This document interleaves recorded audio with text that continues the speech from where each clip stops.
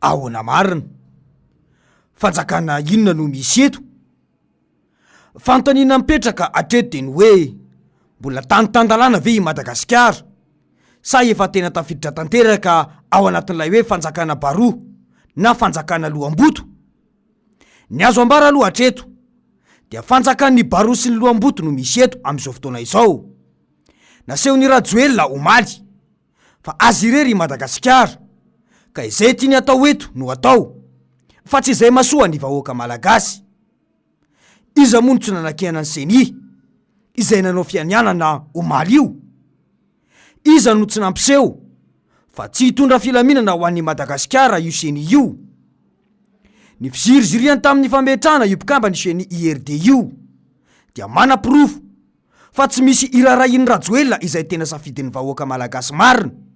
fa ny fantany dia nijanona eo amin'ny fitondrana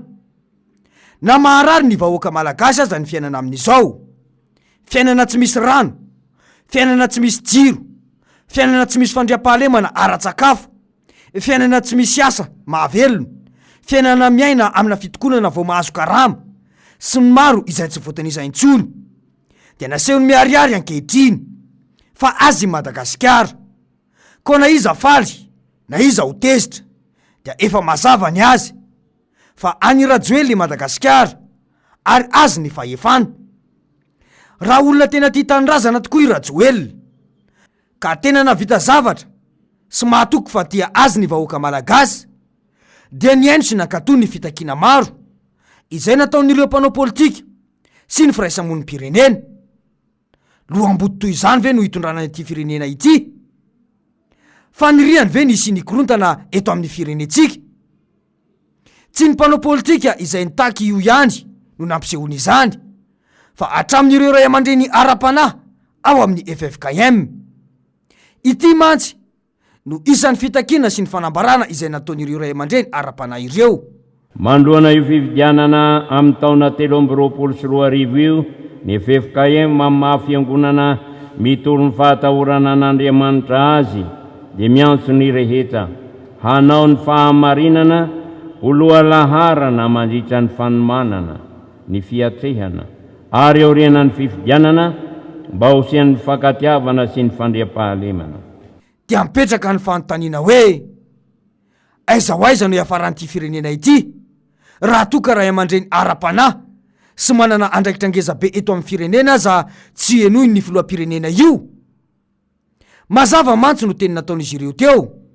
fa andraikitry ny vahoaka malagasy ary adidy amin'ny firenena ny fahalalana maneho hevitra ka tokony ho fifidianana madio no misy eto tsy mahagaga arak'izany raha toka mikorontana ambony ambany ny fiainam-pirenena ary tsy mandeha araky ny lozika intsony izany tsy tena mipetraka intsony ny lamina araky ny lalàna sy ny lojika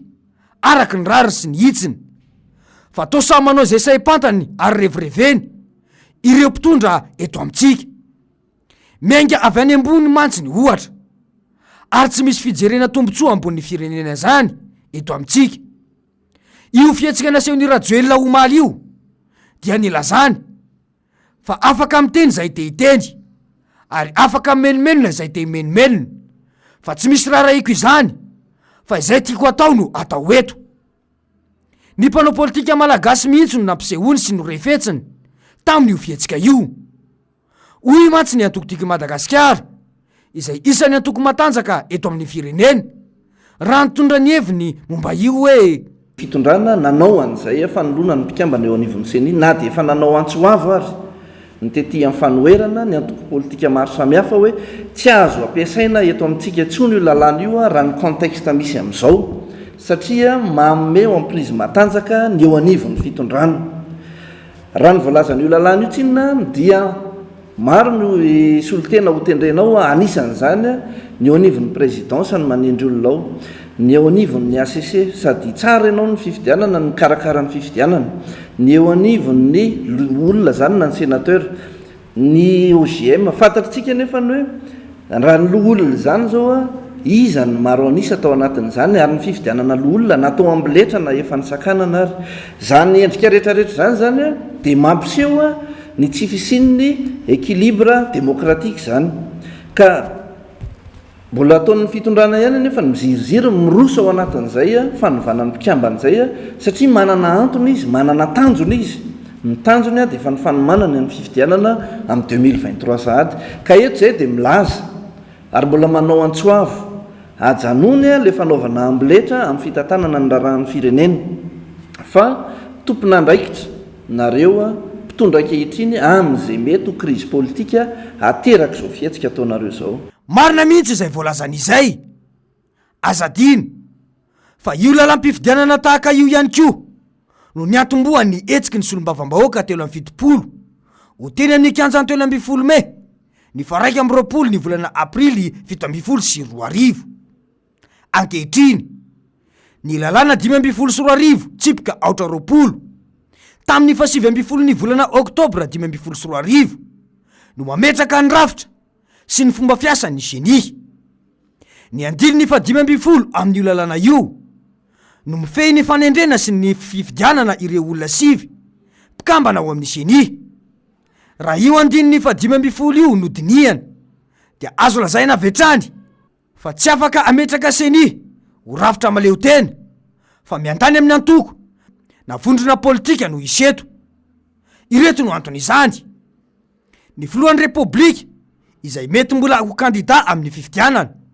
dia afaka manendry olona iray ny sena sy ny anteny meram-pirenena izay androm-panjakana politika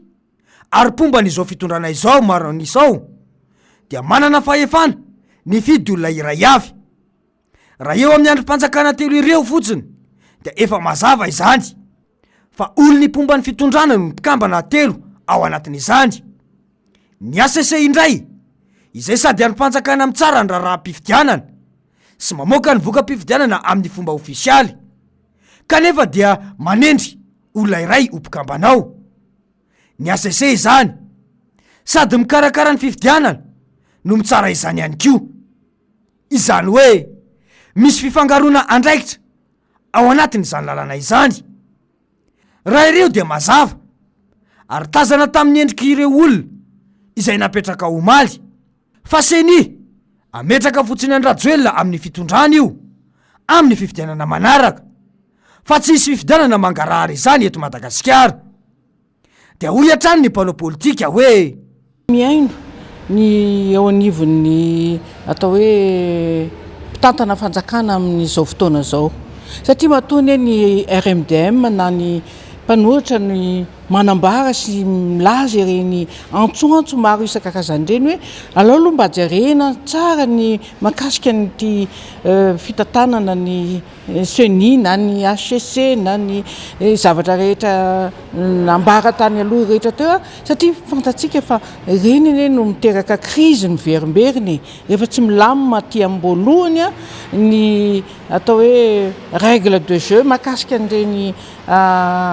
institution reny ary indrindrindra fifidianana moa no resantsika dia miteraka foana ilay krizy miteraka lonolony ary miteraka fisaratsamahana ito amin'ny firenena ary matoa tsy gagsika raha tsy mandroso ny firenentsika satria miaina eo ambonin'ny krizy izay verimberina foana ho ia vokatry ny lonolony amin'ny fifidianana manao amboletra moa zany a ny fitondram-panjakana ankehitriny a mametraka n'io CENI io dia za dia hoy za hoe tena tompona andraikitra feno izy a amin'ny zavatra mety hitranga mazava ny fanazavany teo averina ihany fa raha olona tena mahazaka demokrasia ka tena mahatoky ny fitiavany vahoaka malagasy azy rajoelina dia tsy olana taminy ny nirosoana tamin'ny fakan-kevitra ho an'ireo voakasika amin'ny fifidianana io ka nanao fikoanando nasionaly andrafetana ny CENI tena maleo tena sy amoaka ny tena safidym-bahoaka hoy mantsy ny filoha Marc Ravalomanana raha nitondra ny heviny momba io ny fahatelopolo ny volana oktobra lasa teo tany Tomasina hoe ny olona rehetra mahafantatra mahalala ary mahay ny hoe tsy mandeha araka izay tokony heverana azy ny CENI na ny hoe commission électorale nationale dia nijanona treo fa tsy olo hoe i ny atao hoe i a dia l'indépendant commission électorale nationale indépendante dia tavitsika tena indépendant fa tsy miankina amin'ny fitondrana, tsy miankina amin'n'izanizy fa tena manana ny indépendanceny izy, maleo tena afaka manapaka tsara zay fanapaha-kevitra hoe zao ny fandehany ity. Noho izany zany tokony isy olo tena iraisany rehetra, zay mahatonga angataka hoe sy miantso ireo olom-pirenena rehetra, ny firaisamonim-pirenena, any ray aman-dreny am-panahy, ny FFKM sy ireo fivondronana maro mpanao politika rehetra mba hikondoha dia miara-mandinika zao mamety an'ity fifidianana ity, zao mety an'ity CENI ity le commission électorale nationale ou indépendant. Efa nilaza taminareo fa ny andro sisa rehetra mbola iainako ao men'Andriamanitra anompoako an'ity fireneko ity. Ny tanjony dia ny mba ho fifidianana marina ekeny rehetra ary afaka hisoroka ny korontana izay mety hitranga aorian'ny fifidianana no eto amin'ny firenena. Kanefa no ireo antony voalaza ireo dia ny lalàna 524 tsipika 8 tsy afaka ametraka ny CENI tena maleo tena ary tsy miandany amin'ny antokona vondrona politika mihitsy. Iaraha malala ny zavatra nitranga tamin'ny fanomanana ny fifidianana tamin'ny taona 2024 iny dia ny fisiny ireo doublon amanalina izay ny filohan'ny lefitry ny CENI no namoaka izany tamin'ny fomba ofisialy. Kanefa dia nodiny CENI tsy hitatsotra fotsiny izao izany amin'izao fotoana izao. Nolazay ny filohan'ny CENI mihitsy aza moa tamin'izany fa tsy misy fiantraikany teo amin'ny voka-pifidianana ireny, na dia amanaliny be zao aza ny doublon tany anatin'ny lisy-pifidianana. Santionany tamin'ny fanehoan-kevitra momba ny CENI no nomenanao teo izay, fa betsaka ireo antoko sy firaisamonim-pirenena nampiseho fa tsy maleo tena io CENI io. Tsy misy rarahiny rajoelona izany fa efa mipetraka ny azy ny seza ho any taona 2024 na dia hitabataba sy hikikika eto aza ianao ry vahoaka malagasy. Noho izany dia mila miomana ny rehetra fa mbola hitohy ao anatin'ny 5 taona indray izao zavatra iananao izao ry vahoaka malagasy, raha toka tsy mitsangana sy mandray fanapahan-kevitra izao ianao ry vahoaka. Ninonina mantsy no safidy atao amin'io dia efa mazava be ny vokatra ho avoaka ny HCC sy ny CENI amin'ny taona 2024 io. Na dia betsaka aza ny fanakanana nataon'ireo mpisetra ara-politika eto amintsika dia tsy misy ny rarahiny rajoelona izany. Averina eto ity teny nataony solombavam-bahoaka Roland Ratsiraka ity nandritra ny fiaonan'ireo mpanao politika tao amin'ny Hôtel Carlton ity. Hoy mantsy izy hoe Oui, donc depuis 60 ans, tsy mbola nahita za filoham-pirenena mahay mandaina ohatra filoham-pirenena kehitriny. Non, j'ai jamais vu, j'ai jamais vu spécialiste. Tsy mbola nahita filoham-pirenena mpandainga toa ny rajoelona hoy izy tao anatiny 80 taona nazahoana ny fahaleovantena izay. Tsy io lainga io fotsiny no tazana ankehitriny fa fitondrana lohamboto mihitsy no misy eto, ka tsy misy rarahiny izay efa horianao ry vahoaka malagasy. Nasehony sy nolazainy tamin'ny fiziriziriny amin'ny CENI io fa azy i Madagasikara, ka izay tiany atao eto no atao ary izay mety aso azy sy ny antoko no ataony eto, fa tsy misy rarahiny izay mpanao politika sy ny vahoaka malagasy izay menomenonany. Mbola atoritory manana retina ve isika? Fa ahoana mariny?